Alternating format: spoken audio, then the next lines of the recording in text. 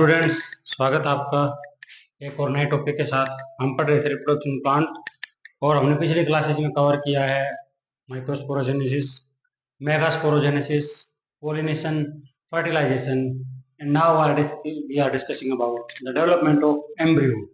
आज पढ़ेंगे भाई एम्ब्रियो कैसे डेवलप होगा। अगर कोई स्टूडेंट रह गया है तो प्लेलिस्ट में जाके पीछे वाली क्लासेस को चेक कर ले, और जो बच्चे इस चैनल पे नए हैं वो इसको सब्सक्राइब कर लें ताकि उनकी कोई भी क्लास जो हो रही नहीं। तो हम शुरू करते हैं डेवलपमेंट ऑफ एम्ब्रियो। अब एम्ब्रियो की बात करें तो आपको थोड़ा सा एम्ब्रियो सेक का स्ट्रक्चर याद होगा कि जो माइक्रोपाइल की तरफ जो एंड था वहां पे लोकेटेड था एग, और नीचे वाले जो चला एंड की तरफ जो सेल्स थी उनको हम बोलते हैं एंटीपोडल सेल्स। अब जो male gamete fuses with the egg cell, और ये एग सेल अब क्या बन गई है, जाइगोट बन गई है। हम जाइगोटिस की बात करें यहाँ पे, इसके नीचे की तरफ जो है प्राइमरी एंडोस्पर्म न्यूक्लियस, यानी कि यहाँ पे क्या एंडोस्पर्म डेवलप होना है, और ऊपर की तरफ क्या चला जाए और इंटरग्रेन्स और माइक्रोपाइल। तो जाइगोट ये बेसिकली डिवाइड होता है एक माइटोसिस डिवीजन, जिसको हम क्लीवेज भी बोल देते हैं, जिससे दो सेल बनेंगी, एक ऊपर वाली सेल और एक नीचे। जो नीचे वाली सेल है जो चलाजल एंड की तरफ है उसको हम बोलेंगे एम्ब्रोनियल सेल, और जो ऊपर माइक्रोपाइल की तरफ जो सेल है उसको हम बोलते हैं सस्पेंसर सेल। अब जो सस्पेंसर सेल है ये डिवाइड एंड रीडिवाइड करती है, और एक 8 सेल की स्ट्रक्चर, एक लंबी स्ट्रक्चर को जो ऐसे इसके अंदर पेरिक्लिनियल जो डिवीजन होते हैं, और ये क्या है 8 सेल्स, एक लॉन्ग जो है स्ट्रैंड ऑफ सेल्स को प्रोड्यूस करती है, जिसके अंदर जो ऊपर वाली जो सेल, जो फर्स्ट सेल है, it become large in size, वो साइज में बड़ी हो जाएगी और पुश करेगी एम्ब्रियो को टुवर्ड्स एंडोस्पर्म, डेवलपिंग एंडोस्पर्म। क्योंकि एम्ब्रियो को क्या चाहिए, एनर्जी चाहिए, तो एनर्जी चाहिए तो उसको एंडोस्पर्म के अंदर पुश करना पड़ेगा। तो ये हिस्टोरियम बेसिकली जो ऊपर जो बड़ी सेल है ये क्या करेगी, इसको पुश करती है नीचे की तरफ एंडोस्पर्म के अंदर। और जो चेन ऑफ जो सेल्स है इसको हम बोलते हैं सस्पेंशन। इसको क्या बोलेंगे, सस्पेंसर। ऊपर जो बड़ी सेल है उसको हम क्या बोलेंगे, हिस्टोरियम। ये सस्पेंसर सेल से जो सारा का सारा ये ऊपर वाला जो मटेरियल डेवलप हुआ है। अपर मोस्ट सेल जो लार्ज हिस्टोरियम, उसके नीचे 7-8 सेल्स वो सस्पेंसर बोलेंगे।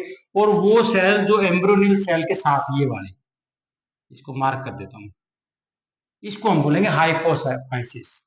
बेसिकली फ्यूचर के अंदर रूट का सारा डेवलपमेंट इस हाइपोफाइसिस से होगा। अब हम एम्ब्रियोनियल सेल की बात करते हैं। एम्ब्रियोनियल सेल के अंदर भी दो माइटोटिक जो है डिवीजन होते हैं, और ये यहाँ पे टोटल कितनी सेल्स बनती है, 4 सेल्स बनती है, और 4 सेल्स को हम बोलते हैं, इस स्ट्रक्चर को हम बोलेंगे प्रो एम्ब्रियो। तो जो फर्स्ट जो स्टेज आएगी उसके अंदर एक हिस्टोरियम होगा, एक सस्पेंसर होगा, एक हाइपोफाइसिस होगा, और एक 4 सेल्ड प्रो एम्ब्रियो होगा। फर्दर डेवलपमेंट अगर हम पढ़ें तो haustorium continue to draw nutrition from nucellar cells and push embryo towards the endosperm. ऊपर उसको हमने जो छोड़ दिया है। अब हाइपोफाइसिस की बात करते हैं। Hypophysis is followed by 3 mitotic cell division that give rise to 8 cells. ये 8 सेल जो हैं हाइपोफाइसिस से बनेंगी, जिसके अंदर अपर जो सेल 2 सेल्स है वो रूट कैप बनाएंगी फ्यूचर के अंदर, उससे नीचे वाली सेल जो रूट टिप बनाएंगी, और उससे अगले वाले जो सेल्स है क्या बनाती है, रूट कोर्टेक्स बनाती है।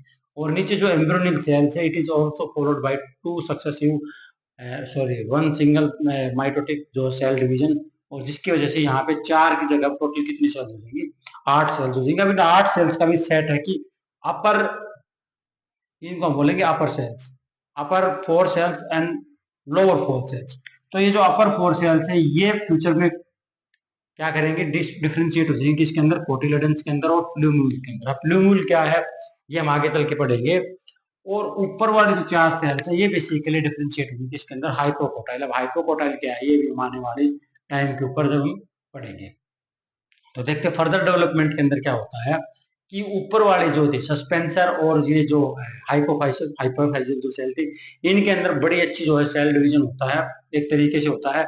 और ये क्या फॉर्म करते हैं, रेडिकल फॉर्म करते हैं। रेडिकल वही एम्ब्रियो का पार्ट है जहां से फ्यूचर की रूट बनती है। तो रूट कहां से बनेगी, रेडिकल से बनेगी। और ये रेडिकल आया कहां से, हाइपोफाइजियल सेल डिवीजन से आया है।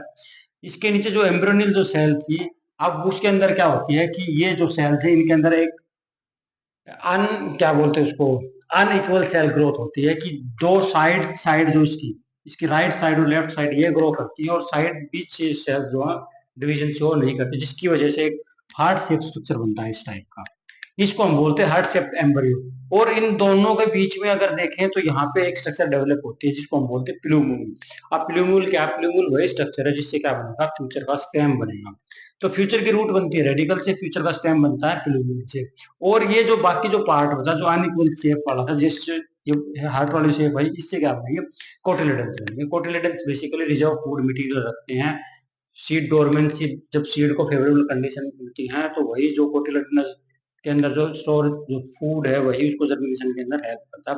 फर्दर डेवलपमेंट के अंदर क्या होगा कि जो अनइक्वल जो सेल जो ग्रोथ है ये चलती रहेगी और कोटिलेडन्स क्या हो जाएंगे, आगे चल के बैंड हो जाएंगे, पूरे के पूरे कोटिलेडन्स हो जाएंगे। उनके बीच में क्या रहेगा, प्लूम्यूल रहेगा, ऊपर की तरफ क्या रहेगा, रेडिकल रहेगा। तो इस टाइप से क्या है, पूरा का पूरा एम्ब्रियोनिक एक्सिस जनरेट होता है। एम्ब्रियोनिक एक्सिस की मैं हम बात पढ़े तो वो किस टाइप से होगा, सपोज करते हैं ये कोटिलेडन्स बना दिया हमने, ऊपर की तरफ क्या है, हम यहाँ पे इसको ऊपर बोल रहे हैं, ये नीचे की तरफ, ऊपर की तरफ क्या है, ये वाला स्ट्रक्चर जिसको हमने क्या बोल दिया, प्लूम्यूल। और प्लूम्यूल के जस्ट नीचे इसको हम बोलते हैं एपिकोटाइल। बेसिकली कवरिंग होती है प्लूम्यूल की। और इसके बीच में ये आ गया फिर हमारा इंटरकोटिलेडनरी जोन। और इसके नीचे की तरफ अब ये वाला पार्ट करेंगे, यहाँ पे होता है हाइपोकोटाइल, और जस्ट नीचे ये वाला पार्ट जो होता है इसको हम बोलते हैं रेडिकल। तो एक एम्ब्रियोनिक डेवलप एक्सिस है, सबसे ऊपर क्या प्लूम्यूल है, सबसे नीचे क्या रेडिकल है। प्लूम्यूल के नीचे क्या है, एपिकोटाइल है, और रेडिकल के ऊपर क्या है, हाइपोकोटाइल है। तो एक एक्सिस के अंदर सारा का सारा जो है एम्ब्रियोनिक के जो फ्यूचर रूट और जो फ्यूचर स्टेम है वो सारे के सारे किसके अंदर है, एक एक्सिस के अंदर। इसको हम बोलते हैं एम्ब्रियोनिक एक्सिस या embryonal axis during the development of embryo, जो ये बनता है। अब ये जो डेवलपमेंट है डाइकोट की, तो डाइकोट में इस टाइप से जो है डेवलपमेंट होगी। अब मोनोकोट में होगा तो क्या होगा, अब मोनोकोट के अंदर थोड़ी सिचुएशन अलग होती है। जब ये वाला एम्ब्रियो की डाइकोट की, अब मोनोकोट के अंदर क्या होगा, मोनोकोट में सबको पता भी एक ही कोटिलेडन होता है, तो उसमें क्या है कि ये कोटिलेडन एक तरफ चला जाएगा और प्लूम्यूल और रेडिकल एक लाइन में आ जाएंगे। अल्टीमेटली कुछ इस टाइप की स्ट्रक्चर बनती है जिसके अंदर ये ऊपर की तरफ क्या रहेगा, प्लूम्यूल रहेगा, इसके जस्ट अपोजिट क्या रहेगा, ये वाला ये रेडिकल रहेगा, ऊपर ये प्लूम्यूल की कवरिंग हो जाएगी और नीचे ये रेडिकल की कवरिंग हो जाएगी। अब प्लूम्यूल और उसकी कवरिंग दोनों को मिला के बोल देते कोलियोप्टाइल, और रेडिकल और उसकी कवरिंग दोनों को मिला के क्या बोल देते कोलियोराइजा। और ये जो कोटिलेडन है, अब सिंगल जो बचा हुआ है इसको कोटिलेडन ना बोल के हम क्या बोलेंगे यहाँ पे, स्कूटेनम बोलेंगे। बेसिकली ये रिजर्व फूड मटेरियल का इसके अंदर होता है। तो ये डेवलपमेंट है मोनोकोट की और डाइकोट की।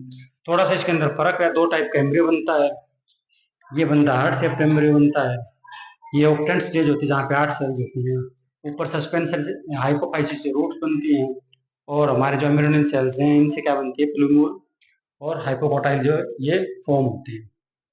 अब हम पढ़ते हैं development of endosperm. Development of endosperm, तो एंडोस्पर्म की मैं बात करूँ तो पहले बात हम इसको फंक्शन जान लेते हैं। एंडोस्पर्म क्या होता है, ट्रिप्लॉइड होता है, यानी कि इसका जो प्लॉइडी है वो 3n होती है, क्योंकि दो इसके अंदर पोलर न्यूक्लियस होते हैं और एक इसके अंदर मेल गैमेट होता है।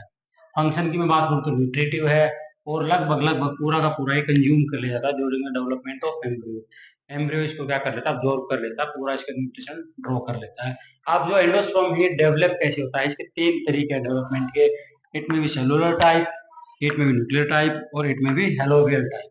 अब सेलुलर टाइप क्या होती है कि जो पीईएन जो प्राइमरी एंडोस्पर्म जो न्यूक्लियस है उसके अंदर मल्टीपल माइटोसिस डिवीजन होते हैं, और जिसकी वजह से बहुत सारे न्यूक्लियस बनेंगे, और तो न्यूक्लियस अपने आप को क्या करेंगे, पेरिफेरी के ऊपर अरेंज कर लेंगे। तो मल्टीपल जो न्यूक्लियस हैं they arranged on the periphery of the central cell and which is followed by the cell wall formation around each nucleus. अब जितने भी न्यूक्लियस थे इनके अराउंड क्या हो जाएगी, एक सेल वॉल जो ड्रा हो जाएगी, और ये जो सेंट्रल सेल था, सेंट्रल सेल एक ना रह के मल्टीपल सेल्स यहाँ पे बन जाएंगी। इसी को हम क्या बोलते हैं, cellular type of endospermic development. दूसरा है न्यूक्लियर टाइप ऑफ एंडोस्पर्म। अब न्यूक्लियर टाइप के अंदर क्या होता है, सेंट्रल सेल का जो न्यूक्लियस है इसके अंदर वो सेवरल और multiple mitosis mitotic nuclear division, और सारे के सारे जो न्यूक्लियस हैं ये फ्री रहेंगे, इनके अंदर कोई किसी भी टाइप का कोई सेल वॉल फॉर्मेशन जो है वो नहीं होगी। इस टाइप की जो सेल जो डेवलपमेंट एंडोस्पर्म इसको हम बोलते हैं nuclear type of development. Coconut तो सभी ने देखा होगा, कोकोनट का जो वाटर है जो हम पीते हैं वो बेसिकली प्री न्यूक्लियर शेप होता है, वो न्यूक्लियर टाइप ऑफ एंडोस्पर्म होता है कोकोनट का। और थर्ड है जो लास्ट है वो है हेलोवियल type of nuclear endospermic development, जिसके अंदर क्या है कि वही सेंट्रल सेल के अंदर जो प्राइमरी एंडोस्पर्मिक न्यूक्लियस है it undergo multiple mitosis division and after that division तो सारे के सारे न्यूक्लियस अपने आप को क्या करेंगे पेरीफ्री के ऊपर अरेंज कर लेंगे, which is followed by the cell wall formation around each nucleus, but cell wall is not complete. इस सेल वॉल जो कंप्लीट नहीं होगी, आगे की तरफ से क्या रहेगी फ्री रहेगी, पीछे की तरफ से क्या रहेगी सेल वॉल रहेगी। तो इसके अंदर क्या है ना तो पूरी सेल बनी और ना ये पूरा फ्री रहा, तो इसको हम क्या बोलते हैं हेलोवियल टाइप ऑफ एंडोस्पर्मिक डेवलपमेंट। तो 3 टाइप से जो एंडोस्पर्म डेवलप होता है, और एंडोस्पर्म मैंने फंक्शन बता दिया, ये न्यूट्रिटिव है, 3N है। क्वेश्चन में बहुत बात पूछ लेते हैं डिप्लॉइडी, डिप्लॉइडी के ऊपर डिप्लॉइडी होता है एंडोस्पर्म, तो आपको बताना कि भाई ये 3N होती है, इसकी क्लोइडी जो होती है वो ट्रिप्लॉइड होता है। तो इसी के साथ हमारा ये वाला टॉपिक जो है खत्म होता है। अब इसके अंदर टॉपिक बचता है फ्रूट एंड सीड का, वो जो हम नेक्स्ट क्लास के अंदर पढ़ेंगे। इसको अच्छे से देख लेना है, किसी को कोई भी डाउट हो तो कमेंट में लिख देना है, सबको सोल्यूशन जो है दे दिया जाएगा। मैं मिलता हूँ आपको नेक्स्ट क्लास।